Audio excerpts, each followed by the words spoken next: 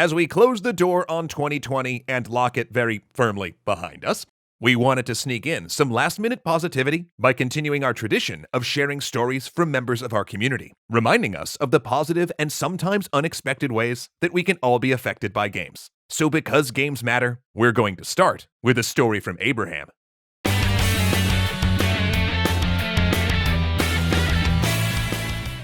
Once again, we'd like to shout out the great works being done at the Child's Play charity. If you'd like to help kids in hospitals all over the world this holiday season, click the link in the description below. Hi there, my name is Abraham, and I'm the Gaming Technology Specialist at Children's Hospital Colorado in Denver. My job is to utilize various technologies, including video games, VR, 3D printing, and robotics, to help hospitalized kids and augment existing medical treatments. This includes things like using VR instead of anesthesia for procedures, administering AR interventions for bandage changes, facilitating telepresence robot visits for patients on isolation precautions, 3D printing custom adaptive solutions, as well as providing kids with games as a recreational distraction. And my passion for video games helped me get to where I am today. It all started when my family purchased our first desktop computer. My dad set it up in the middle of our kitchen, and for the first few months, we used it to send emails and play solitaire. But one night, I snuck out of my room, tiptoed down the stairs, and sat myself in front of the screen. After a few clicks, I happened to come across Wolfenstein 3D, a first-person shooter that pits you against an army of Nazis. It was awesome. For weeks, I played in secret, sneaking down to the computer each night after my parents had gone to bed, and I would play all night, stopping just before sunrise so I could get ready for school. Sure, I was exhausted during the day, but it was worth it. Then one night, as I slowly inched my way down the stairs, I came around the corner to see my mother sitting at the computer waiting for me. I froze, terrified that I'd been found out and my all-night gaming sessions were about to come to an end. Instead, my mom gestured for me to sit down next to her and said, "I know you've been coming down here every night to play games. Can you show me? I'd love to learn more about it." I was shocked. Unsure if this was a motherly tactic to get me to confess my disregard for bedtime, or if she was generally interested in what I was playing. Either way, I sheepishly sat down and booted up the game, glancing over at my mom's face as I fought waves of bloodthirsty Nazis. After a few minutes, my mom turned from the screen, put her arm around me, and said, "Well, it's a little violent for my taste, but I get it now. I can see you have a real passion for this stuff. But how about we play during the day so you can get some rest?"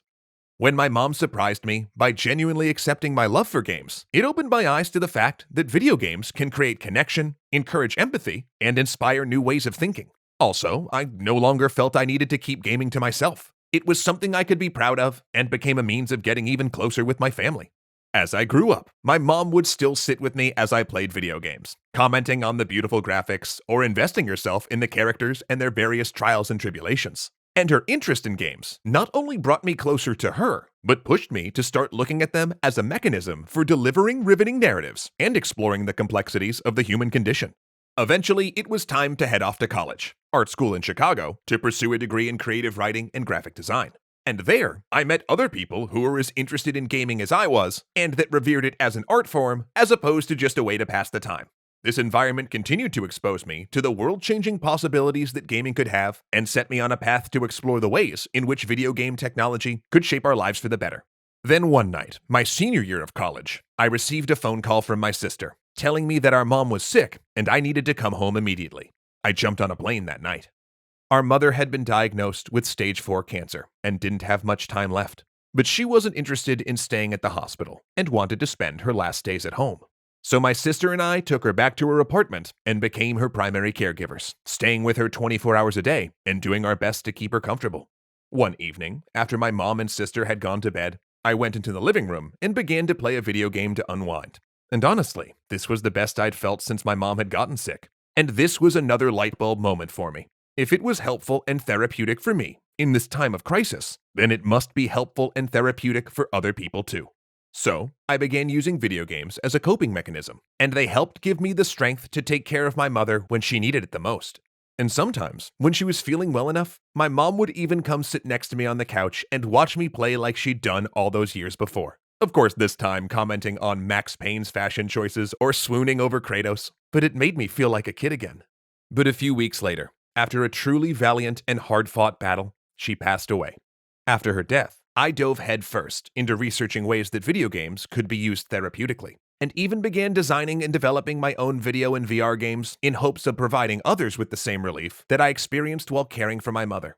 A few years later, I started hearing about how games were being incorporated into children's hospitals across the country, funded by awesome gaming charities like Child's Play and Gamers Outreach. And then I came across a job listing for a gaming technology specialist at Children's Hospital, Colorado. I thought to myself, this can't be real. It was the exact role I dreamed of. I went in for my first interview, and a few weeks later, I was starting my new career as one of the first gaming technology specialists. And I'll never forget the first patient I had the privilege of working with. He was a young man in his mid-20s named Jason, who was suffering from a genetic disease called spinal muscular atrophy. He also was an avid gamer, and like me, found great solace in video games. However, due to his disease, he could only move one of his big toes, and that made it nearly impossible for him to play. Over the next several months, I saw Jason every day, and we collaborated on the best way for us to play games together. After some trial and error, we set up a custom button configuration using the Xbox Adaptive Controller, which allowed him to control his character, while I helped out on a regular controller. And as we co-opted our way through the cowboy life in Red Dead Redemption 2, he turned to me with a big smile and told me this was one of the first times he was able to play video games in years, and how he hadn't felt this good in a really long time. In fact, these sessions were so helpful to him that we began scheduling our gaming around his wound dressing changes as a means of alleviating some of the pain from the procedure. Many games later, Jason's condition began to rapidly decline, but we continued playing together as a way to get his mind off of his illness until he became too sick to play, and he passed away not long after.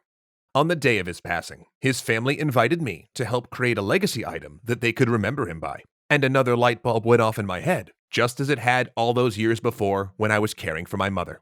See, in addition to playing games, Jason and I had done 3D printing projects, and now I wanted to use that same technology to help honor his memory.